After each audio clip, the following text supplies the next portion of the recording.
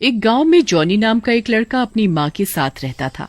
Johnny रोज जंगल जाता और लकड़ियाँ काट कर उन्हें बेचकर अपना और अपनी माँ का पेट भरता था। अरे बेटा जॉनी, कल से थोड़ी ज्यादा लकड़ियाँ लेकर आ जाना। पास में एक नया होटल खुला है, वहाँ से ज्यादा मांग आ रही है। ठीक है काका, मैं ले आऊंगा। अगले दिन जॉनी जंगल में लकड़ी काटने जाता है। यहाँ तो बिल्कुल भी अच्छी लकड़ियाँ नहीं हैं और मैंने तो दुकानदार काका को बोल दिया है।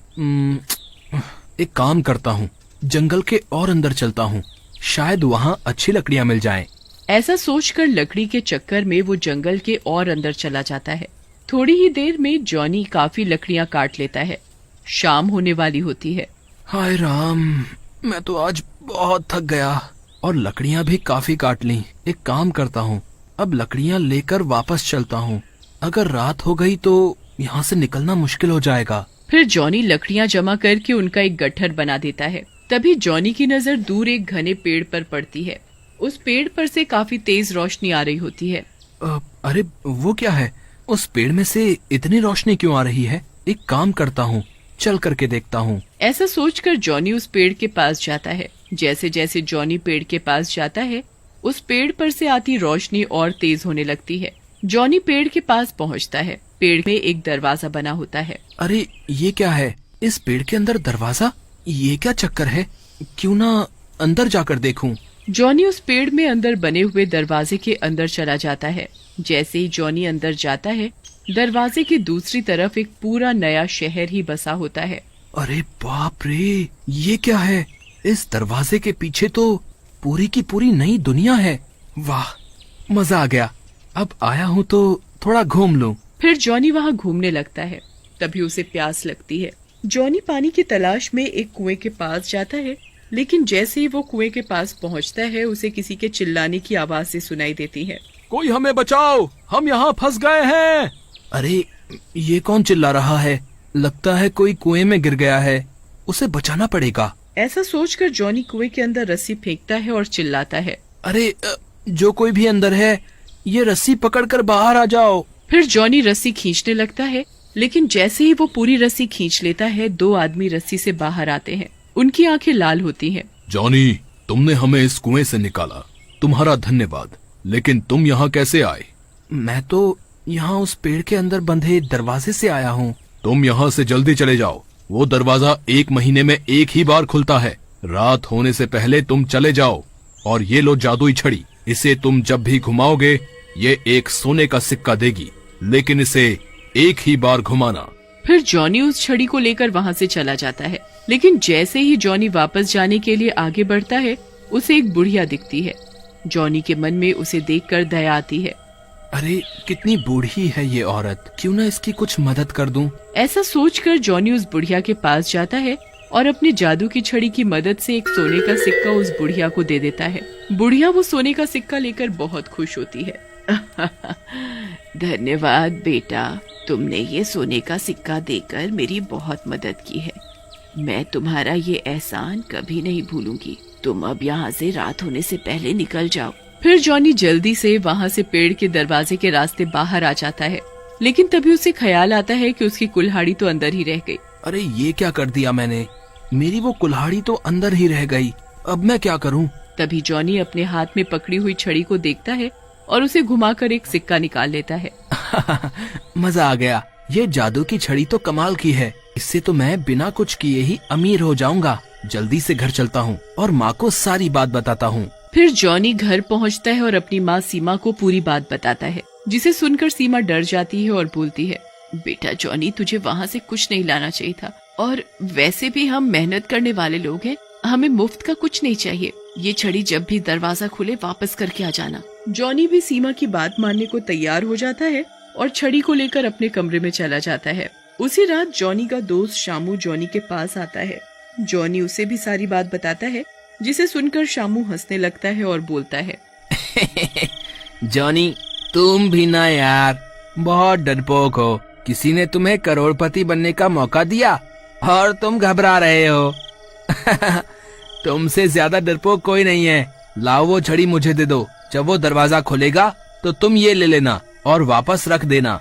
ऐसा कहकर शामू वो छड़ी जॉनी से ले लेता है और अपने घर को जाता है। ये जॉनी और इसकी माँ कितने बेवकूफ हैं। बताओ, इन्हें कोई अमीर बनने का मौका दे रहा है और ये उसे गवा रहे हैं। लेकिन मैं नहीं छोड़ूंगा ये मौका। मैं तो गांव का सबसे अमीर आदमी बनूंगा। ऐसा कहकर शामू जादू की छड़ी घुमा देता है। जैसे ही वो छड़ी घुमाता है, एक सोने का सिक्का बाहर गिरता है। अरे वाह, इससे तो वाकई सोने का सिक्का निकल रहा है। क्यों ना और घुमाऊं, क्या पता एक साथ ही पूरी सोने के सिक्कों की पोटली निकल जाए, है ना? ऐसा कहकर शामू जोर जोर से छड़ी को घुमाता है, लेकिन तभी वहाँ जोर का धुआं उठता है और एक डरावनी चुड़ैल उसके सामने आकर खड़ी हो जाती है। अरे मर गया रे, ये क्या हो गया? ये चुड़ैल कहाँ से आ गई? मैंने तो सोने के सिक्के के लिए छड़ी घुमाई थी। भागो रे भागो, अपनी जान बचाकर भागो। भागो रे भागो, अपनी जान बचाकर भागो। कहाँ फंस गया लालच में। चुड़ैल को देखकर शामू घबरा जाता है और भागने लगता है।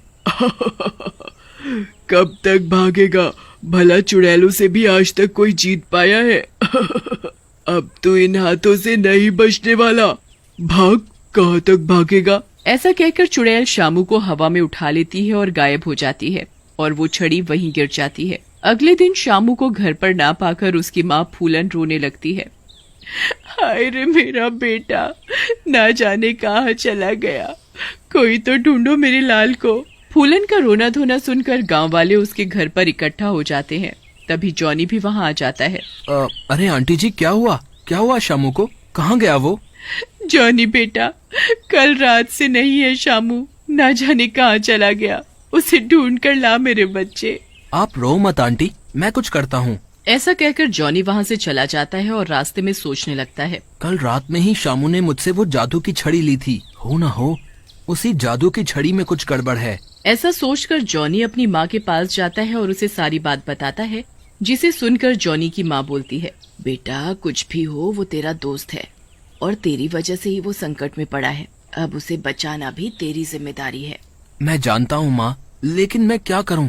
मुझे कुछ समझ में नहीं आ रहा है। वो छड़ी भी न जाने कहाँ खो गई है।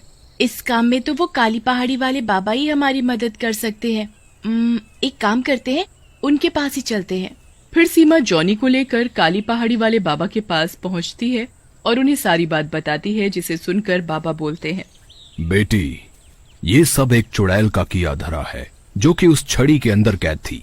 उसे कैद करने के लिए जॉनी को उस दरवाजे से अंदर वापस जाना होगा और उस जादुई संसार के निवासियों से मदद मांगनी होगी। वही कुछ कर सकते हैं, क्योंकि वो चुड़ैल शामू को उसी दुनिया में ले गई है। लेकिन बाबा, वो दरवाजा तो 1 महीने में एक ही बार खुलता है। तब तक उस चुड़ैल ने शामू को मार दिया तो?